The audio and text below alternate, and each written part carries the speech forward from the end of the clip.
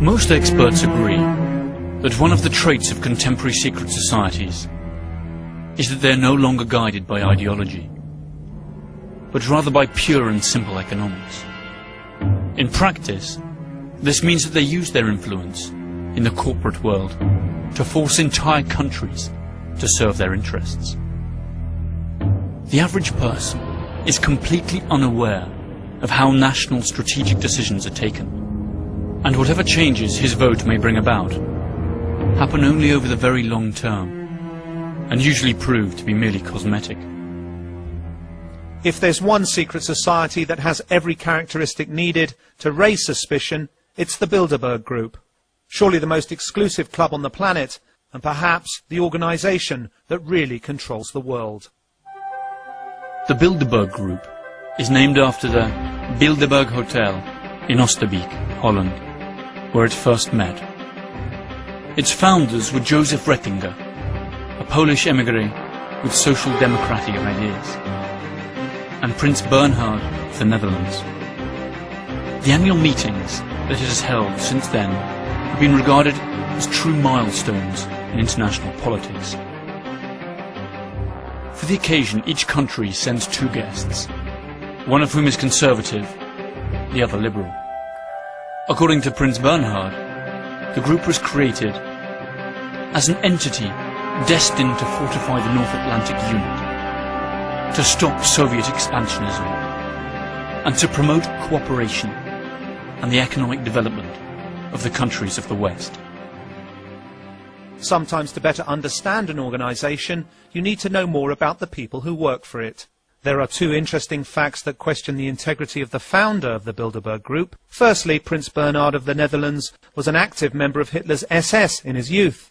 Second, he had to stop heading the meetings in 1976 after being involved in the Lockheed scandal related to the purchase of fighter jets. On that occasion, Lockheed was found to have bribed Japanese, Dutch and Italian officers. The Nazi background of Prince Bernhard did not stop the Bilderberg Group from being supported by Social Democrats, or by the Rothschild Bank, or the Rockefellers, both of Jewish origin. Other early sponsors included the Wallenbergs, owners of Electrolux and Ericsson in Sweden. All of them still actively participate in the annual general meetings of the group, either directly or through their representatives. The only thing that this confirms is that when it comes to making decisions that will affect the world, ideology doesn't really play that much of a role. After all, business is business. The venue, the agenda, and the participants are not secret. What remains undisclosed, however, are the topics discussed, since the meeting is held behind closed doors, and no detailed reports are published. The conference takes place during a weekend in May, and lasts 3 full days, usually a few weeks before the G8's annual meeting. A fleet of black limousines drives the guests to a luxury hotel or palace of choice. Security is tight and includes members of the attending country's secret services. Their guests include bankers, top businessmen and media moguls, as well as European and American politicians and leaders. When looking at the meetings, we can get some idea of how the nations of the future will be. Economic power groups owning both the world's capital and the means for production in an overpopulated planet, sick with poverty and short on natural resources. Past and present participants of the Bilderberg Group include the CEOs of France Telecom, Coca-Cola, Danone, Heineken, JP Morgan Chase, high-ranking British, American and European officials and cabinet members, and the editors of newspapers such as El País, La Repubblica, Le Figaro, the New York Times, Die Zeit, and the Wall Street Journal, among others. What should we think when meetings like these have among their participants the owners of media giants and still their secret agenda goes unreported? Where does their loyalty lie? With their audience or with this secret society of the rich and powerful? The most popular Bilderberg conspiracy theory states that the group is a test lab for policies and decisions that countries and powerful corporations will later implement.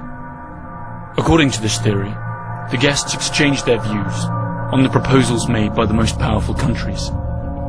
Thus, it is possible to predict how these countries will react in real life and fine-tune the ensuing courses of action.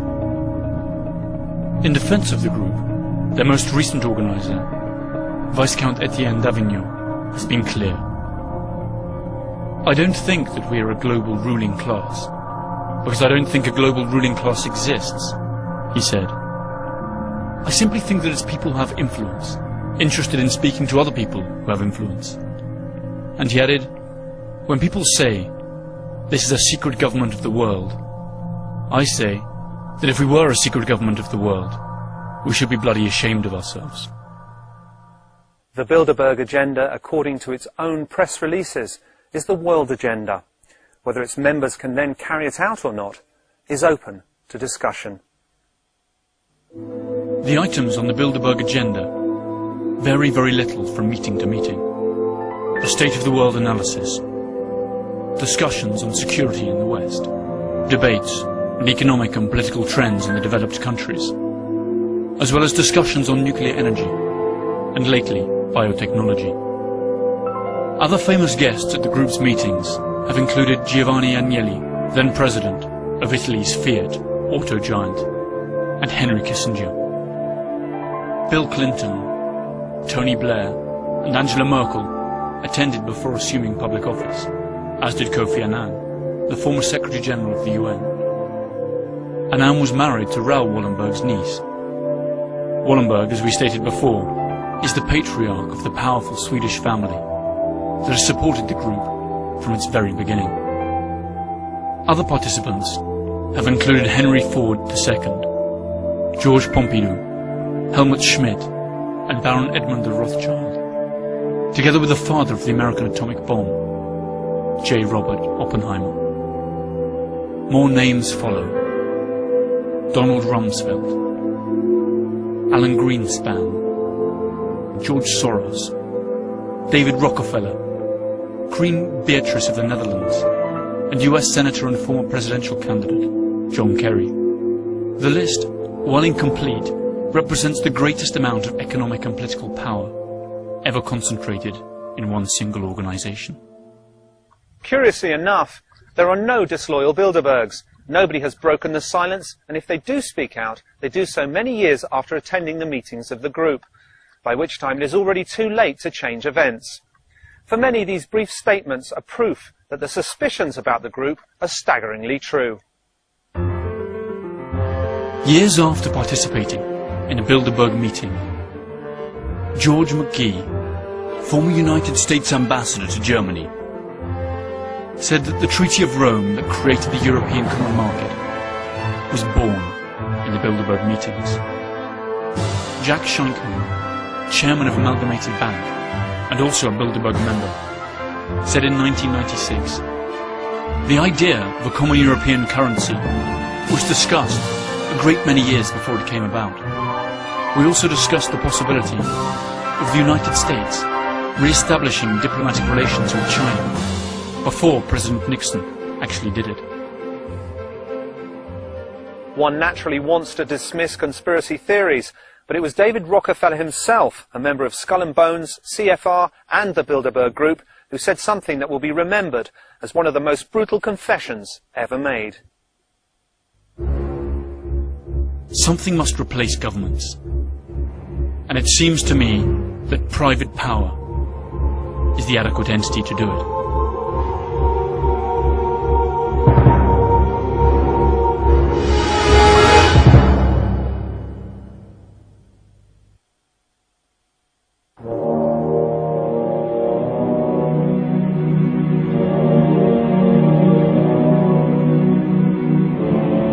Whether or not secret societies control the world is open to discussion.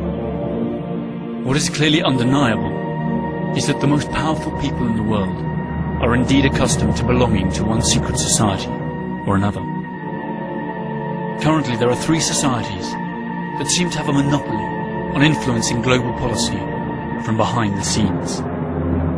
Skull and Bones, the Council of Foreign Relations, and the Bilderberg Group. According to their critics, they're not different organisations, but the three heads of the same monster that is dead set on dominating the world through control of labour, capital and land. But there is a fourth organisation that conspiracy theorists keep bringing up. In contrast to the other three, its activities are public and nothing happens behind closed doors. However, that does not seem to stop the accusations against it. It's known as the Trilateral Commission. In 1973, David Rockefeller, also a member of the CFR, requested that his fellow Bilderberg members include Japanese representatives in the group, but the idea was turned down. He then created the Trilateral Commission, which compromises annual private meetings of some 350 people. Again, top businessmen and corporation executives, media moguls, politicians and non-governmental organisations. At this time, including the Japanese. The idea was to create a trialogue involving Asia, America and Europe. US President Jimmy Carter was present at several of its meetings. But the Trilateral is not only criticised by sensationalist authors. One of the most striking accusations came from Barry Goldwater, former Democratic American senator and presidential candidate, who described it in words that would make even the most paranoid person blush. What the Trilateral is really up to is the creation of a world economic power, exceeding the political government of the nations involved. As managers and creators of the system, they will govern the world. In the 1980s, it was not the left wing, but the right wing that lashed out at them. The American Legion, the veterans of foreign wars, and the ultra-conservative John Birch Society denounced the Trilateral Commission and wanted Congress to investigate it. But their demands died, buried in red tape. During the 1980 presidential campaign, Ronald Reagan attacked Jimmy Carter by saying that there were 19 trilateralists, including Carter himself, in the administration. Reagan pledged that if he were elected president, he would not stop until he had exposed all of the secrets of the Trilateral Commission. But when Reagan finally became president, he included in his government 28 members of the CFR, 10 Bilderbergers, and at least 10 trilateralists.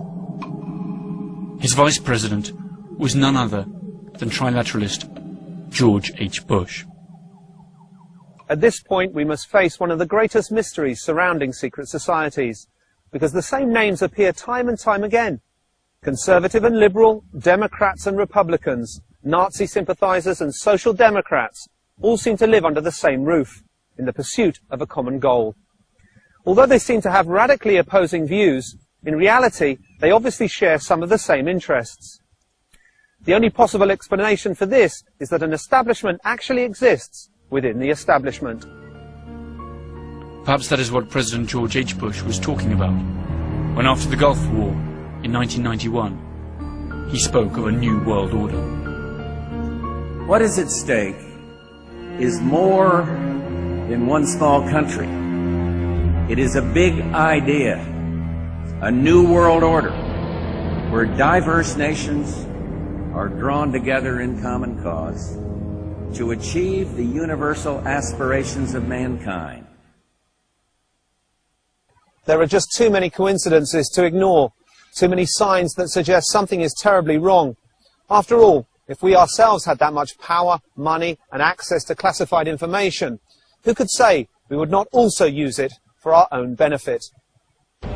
If we follow the course of history, since the Industrial Revolution, we will see a fascinating sequence of events unfolding that seem to prove the conspiracy theory, or at least provide major arguments for it.